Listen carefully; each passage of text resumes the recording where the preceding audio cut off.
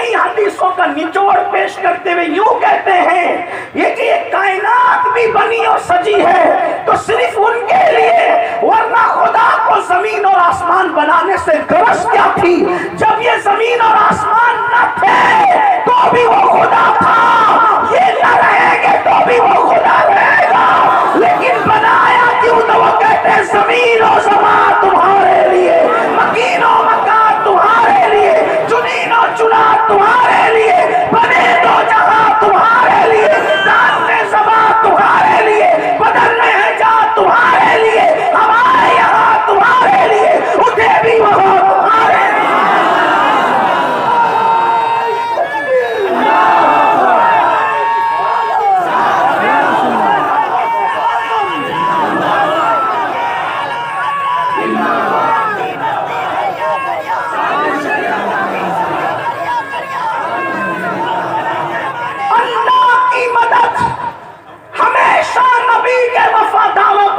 ہوتی ہے، اللہ کی مدد کبھی غداروں پر نہیں آتی۔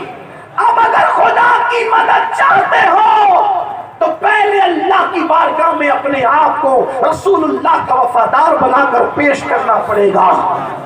جلسوں میں وفا کی قسمیں کھانے سے اللہ کی مدد نہیں آئے گی، کانفرنسوں میں فدا کا امی و ابی کا جلسہ لگانے سے اللہ کی مدد نہیں آئے گی، صرف نعرے کے طور پہ لبیک یا رسول اللہ کہنے پر اللہ کی مدد نہیں آئے گی، صرف درد بھری تحریروں کو لکھ کر پڑھ کر آنسو بہانے سے اللہ کی مدد نہیں آئے گی۔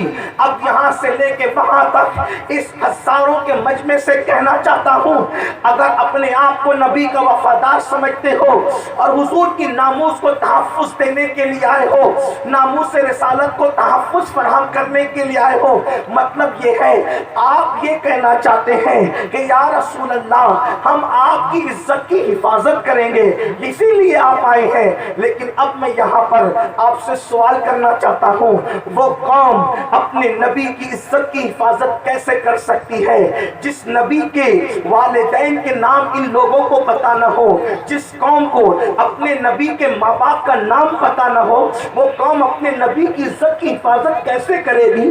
جس قوم کو اپنے نبی کی بیویوں کے نام پتہ نہ ہو، وہ قوم اپنے نبی کی عزت کی حفاظت کیسے کرے گی؟ جس قوم کو اپنے نبی کی ولادت اور وصال کی جو ہے وہ تاریخ کے متعلق مکمل طور پر معلوم نہ ہو، وہ قوم اپنے نبی کی عزت کی حفاظت کیسے کرے گی؟ میرے آقا صلی اللہ علیہ وسلم کے پیارے دیوانوں، آج پوری دنیا جو رسول اللہ پر بھونک رہی ہے، اس کی سب سے بڑی وجہ یہ ہے کہ دنیا جانتی ہے مسلمانوں کا تعلق ان کے رسول سے صرف ٹمٹماتے ہوئے چراغ کی طرح رہ گیا، ان کا رسول اللہ سے تعلق کیا رہ گیا ہے؟ جو قوم اپنے نبی کے نام پر فجر کی نماز میں 10 منٹ کی نیند قربان نہیں کر سکتی، وہ قوم اپنے نبی کے نام پر جان کیا قربان کرے گی؟ اللہ اکبر! دنیا سمجھ چکی ہے سارے معاملے کو، دنیا سمجھ چکی ہے ساری بات کو، اس لیے وہ لوگ بہت بے باکی کے ساتھ بھونک رہے ہیں۔ ورنہ پوچھنا چاہتا ہوں، دنیا تو آج بھی وہی ہے، بلکہ آج تو مسلمان پوری دنیا میں 250 کروڑ ہے۔ آخر عمر ابن خطاب کے دور میں تو مسلمان مٹھی بھر تھے، اس دور میں کوئی رسول اللہ کی توہین کا کیوں سوچ نہیں سکتا تھا؟ آخر صلاح الدین ایوبی کے دور میں کیوں مسلمانوں کے درمیان کوئی رسول اللہ کی توہین کا سوچ نہیں سکتا تھا؟ آج کیوں توہین کے جو سستی شہرت چاہتا ہے وہ رسول اللہ پہ بھونکنے لگتا ہے، وہ حضور کی توہین اور بے ادبی کرنے لگتا ہے؟ اس لیے کہ پتہ ہے اس قوم کو رسول اللہ کے بارے میں کچھ نہیں پتا۔ کیا میں اتنے بڑے مجمع سے سوال کرنے کا حق نہیں رکھتا کہ تم نبی کی عزت کو تحفظ دو گے؟ محمد الرسول اللہ کا مطلب ہی بتا دو کیا ہے۔ جس قوم کو محمد الرسول اللہ کا مطلب نہ پتا ہو، وہ قوم اپنے نبی کی عزت کو کیا تحفظ فراہم کرے گی؟ اے میری قوم کے جوانوں، آج بھی پوری دنیا کے اندر 250 کروڑ کلمہ پڑھنے والے بستے ہیں۔ صرف ہم رسول اللہ کے سچے وفادار ہو جائیں، پھر دیکھو انقلاب کیسے کیسے آئے گا؟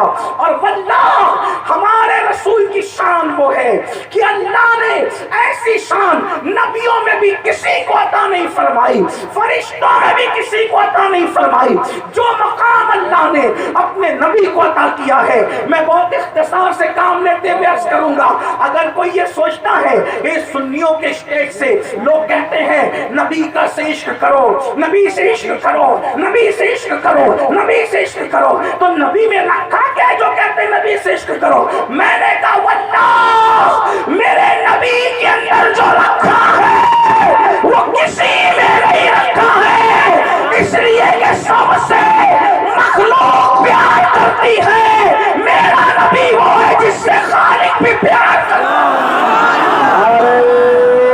تکبیر، نعرہ رسالت، سبحان اللہ۔ جس کا مشتاق خداوند قدوس ہو، حضرت مولانا جمیل الرحمان کہتے ہیں کیا حسن ہے اے سید ابرار تمہارا، کیا حسن ہے اے سید ابرار تمہارا، اللہ بھی ہے طالب دیدار تمہارا، اور کیوں دید کے مشتاق نہ ہو حضرت یوسف، اللہ کا دیدار ہے دیدار تمہارا۔